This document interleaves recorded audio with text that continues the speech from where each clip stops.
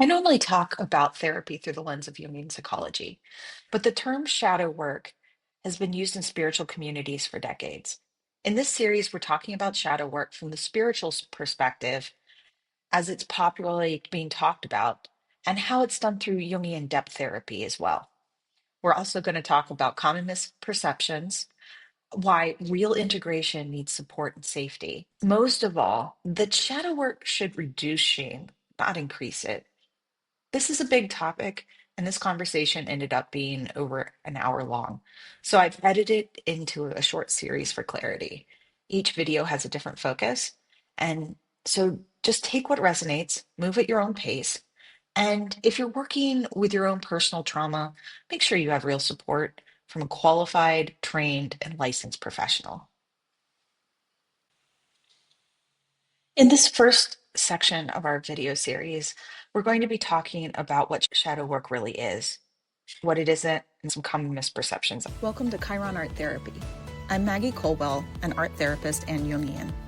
Here we explore archetypal images, personal symbolism in art and dreams, and what your psyche is trying to tell you. If you're ready to dive into your inner world, you're in the right place. Subscribe, and let's begin. Today I'm doing something a little bit different. One of the topics that I've been thinking a lot about that people keep asking me questions about is shadow work. And today I have with me my good friend Velatar, and we're going to discuss different perspectives on shadow work. My first introduction to shadow work was through the neo-pagan community.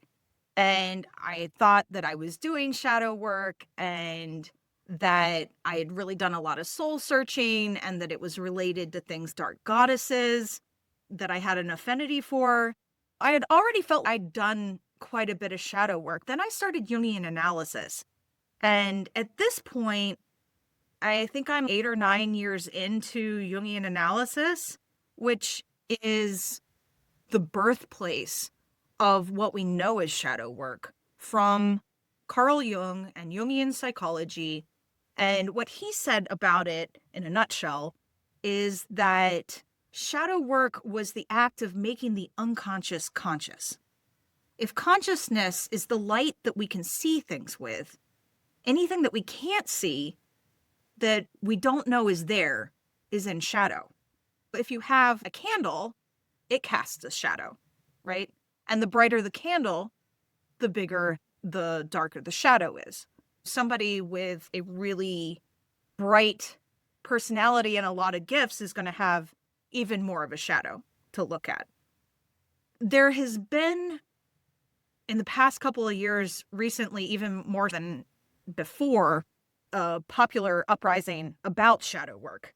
And I think it's scary because there's a lot of people who don't have any mental health training or background writing very popular books and about shadow work and in kind of the coaching realm, and people trying to do shadow work on their own, digging up trauma that they don't have the support to deal with.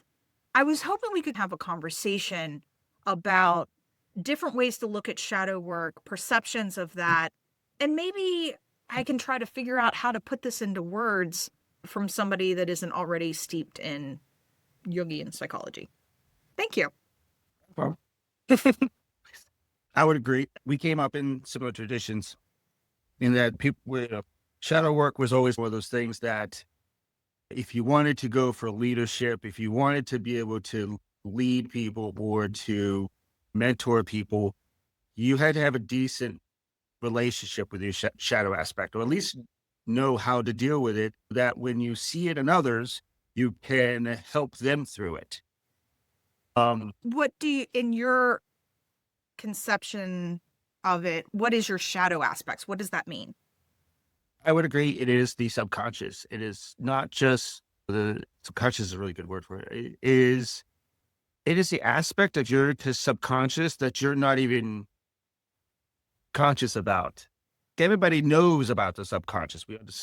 We understand the subconscious. We have this idea that it's just a part of your brain that you don't have full control of, that thinks and does these things that if you become aware enough, you can understand it.